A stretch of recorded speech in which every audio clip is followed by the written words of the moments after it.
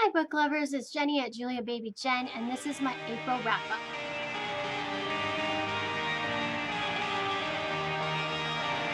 Okay, so not too bad a month for me this month. I read a total of 16 books, and considering some of them were very big books, that was really awesome. So yay! I read some really wonderful books this month too. So let's get started. First, I read A Darker Shade of Magic, A Gathering of Shadows, and A Conjuring of Light by V.E. Schwab. So I read the entire Shades of Magic trilogy. These are pretty big books, so they were wonderful. 5 stars for all of these. I absolutely adored this fantasy series. It is an adult fantasy. I did do a full video review on this series, so I will leave that link below so you can explore more of my thoughts on this series on that video. I read Frostblood by Ellie Blake. I also did a full video review of this as well, so I'll leave that link below.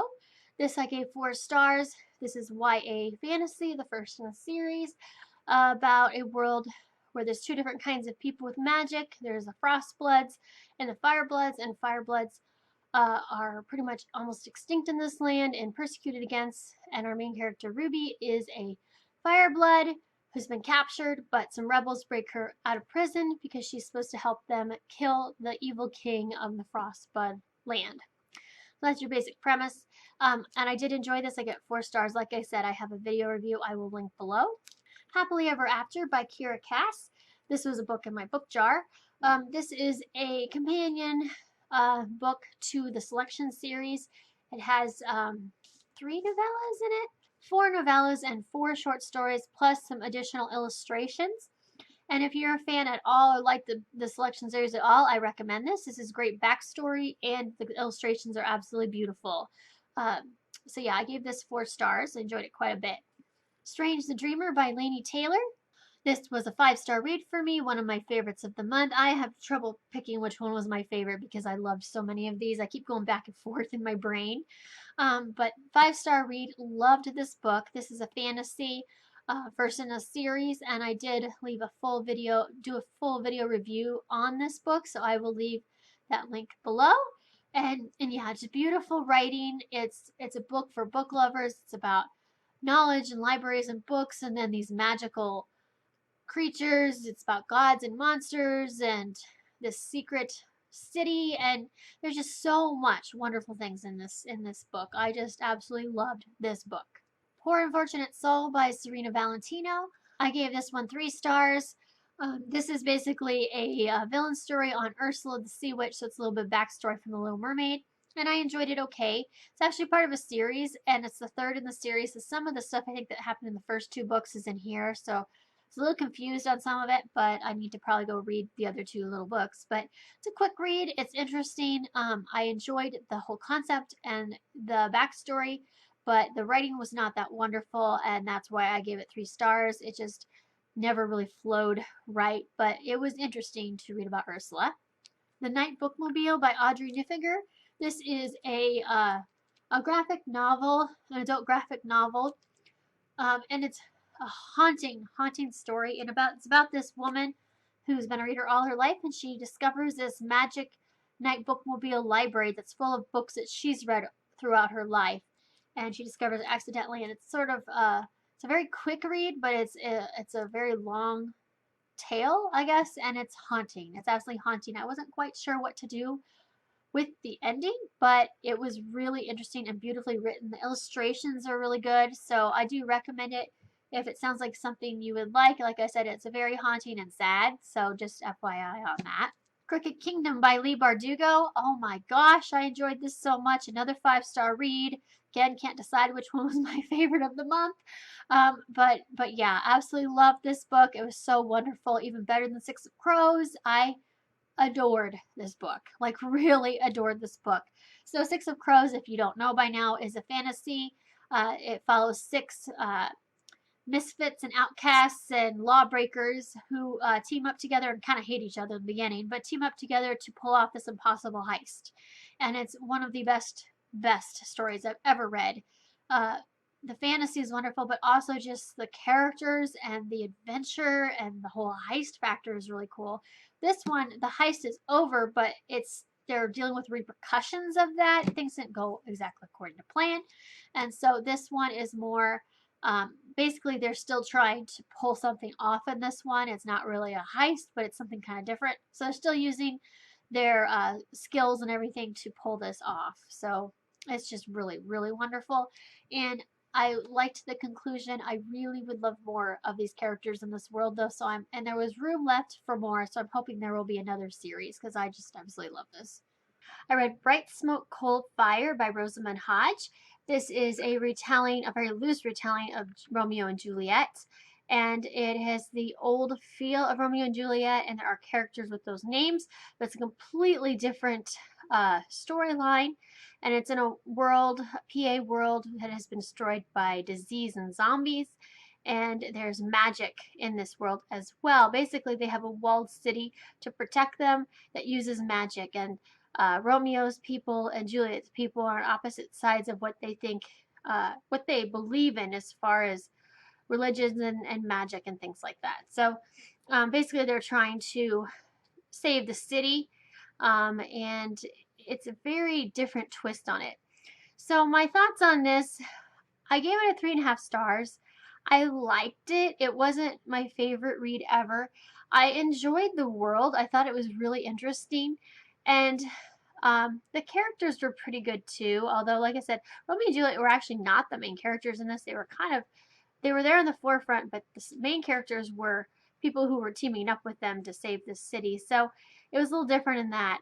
But I was very confused through most of this book. I wasn't quite sure what was going on. I feel like there was just so much in this world, and it was really hard. I mean, there was not a lot of info dumping, but there was the same time not enough info dumping maybe. I was so confused. I didn't quite know what was going on, and parts of it were just kind of weird.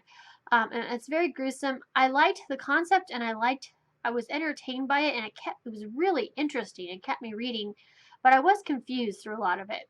The ending has kind of cliffhanger ending. It's supposed to be a duology. I don't think the book's supposed to come out until next year, though, the second one. So I don't know. I gave it 3.5 stars just because I enjoyed it, but I wish I hadn't been quite so confused. So it wasn't my favorite Rosamund Hodge read, but I'm glad I read it. I did enjoy it enough, and I mean, it was a really cool concept. Immortal Song by Megan Crew.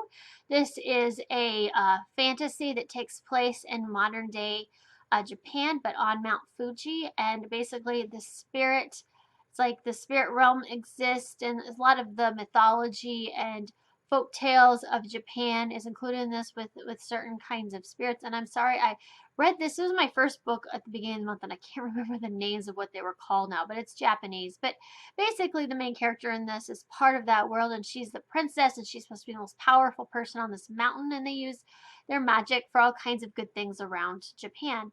Well, they are invaded by these ghosts. And she is sent off with a good friend of hers. Her parents send her off, and they learn shortly after on her journey that she actually is not really the princess. She's not even the biological daughter of the king and queen. There's a prophecy that the mountain would be attacked, and so they wanted to hide the true powerful princess. And she is living as a mortal in Tokyo, so they have to go and find this princess. So it's an interesting concept. I gave this 3 stars. I enjoyed it. I really loved the whole Japanese vibe and the old folktale flavors and a lot of that. But I feel like there was decent adventure. The writing wasn't the best. It was just kind of an okay read. It wasn't a terrible read. I enjoyed it okay. But I have a feeling, like I said, I'm already forgetting a lot of it. It's not going to be a very long lasting for me story, but I did enjoy it. And I read Bloody Jack by L.A. Meyer. This is not the cover. This is actually just a picture of I don't know why it's doing that. Flip the right way. The ship that they're on. It doesn't want to flip the right way. It doesn't have a cover on this ebook for some weird reason. But you can see right there is the cover right up There's the cover. So this is the first in a series. It's kind of an MG series, and it's about this girl who ends up an orphan, is on the streets, and she ends up on a pirate ship, and she pretends to be a boy. And her nickname, she gives herself the name Jack or Jackie, and her nickname soon becomes Bloody Jack, just based off of different things that happen. So this is her adventures. This is like a 12-book series. I really enjoyed this. I gave this 4 stars. This was lots of fun. I've been in that pirate ships and seas kind of mode lately, and if any of you are, I really recommend this series. It's MG, but it's a little bit older MG. It's not or like younger YA.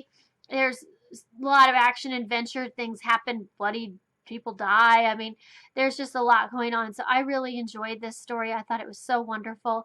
And I cannot wait to read the next one in the series. Right at Machu Picchu by Mark Adams. This is a nonfiction story I read of his account of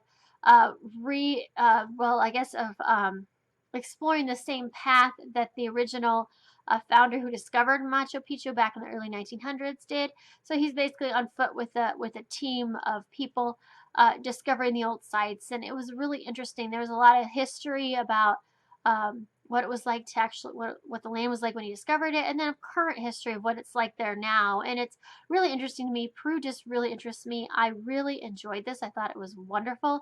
I gave it 4 stars. Very informative, but also very story-like enough on his journey, especially. And he was laughing at himself because he's not really a huge explorer, but it was good. I enjoyed it quite a bit. Little Book of Hygge by Mike Wakening. This is just a short little book that kind of explains the concept of hygge in Denmark and what the Copenhagen people are like as far as socially and their society and that kind of thing. There's a lot of facts and figures in this. It's very cute and very short and sweet to the point. I enjoyed it. I gave it 4 stars. I thought it was very adorable. It really made me more interested in the concept of hygge, and a lot of stuff that's in here that they suggest for hygge loving people, stuff that I love to do. So I'm already kind of achieving hygge in a lot of ways. And I just thought it was interesting, the comparison between the people of Denmark compared to American people. I think it's just an interesting read. I really enjoyed it. I definitely recommend getting to know more about the Danish people and about Copenhagen, and yeah, very cool. And finally, A Quart of Mist and Fury by Sarah J. Maas. Oh my goodness, 5 stars. Love this too. Again, can't pick my favorite book of the month. It's a tie between this, Crooked Kingdom, and the Shades of Magic, and Strange the Dreamer. Those were my favorite reads of the month, and I can't pick. They're all so wonderful because they're all so different. So this is the sequel to A Court of Thorns and Roses. This is fantasy involving fae, and this one was wonderful. Number one, I loved all the extra world building. We got so much more of the world. In the first book, we're kind of mostly in the spring court, and then at the end, we're under the mountain, which was my favorite part of the whole book. This was amazing. We get so much world building in here. We learn so much about the politics and the world and the fae, and oh, it's so great. And the characters, oh my gosh, you learn so much about these characters, and there's so many new characters, and I absolutely love these characters in this.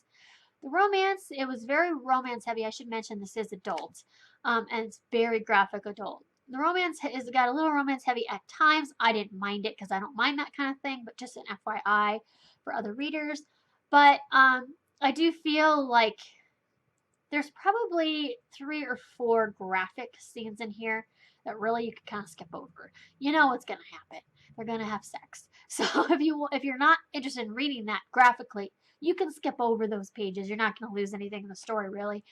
You just have to know that they had sex. That's all I have to know. So don't be too put off by that. If you want to continue the series, just skip over those scenes, which I kind of skim them a little bit. But the rest of this is so wonderful, and the relationship aspect is really good. I love the relationship and how the relationships changed in here, and we learned so much more. So yes, this is wonderful, wonderful, wonderful read. Loved it. Can't wait for the sequel, which comes out in a couple days. And that was my April wrap up. Leave me comments below if you want to chat about any of these books or talk about what you read in April. What was your favorite book? Again, I can't pick one. Hope everyone has a good day, and I will talk to you later.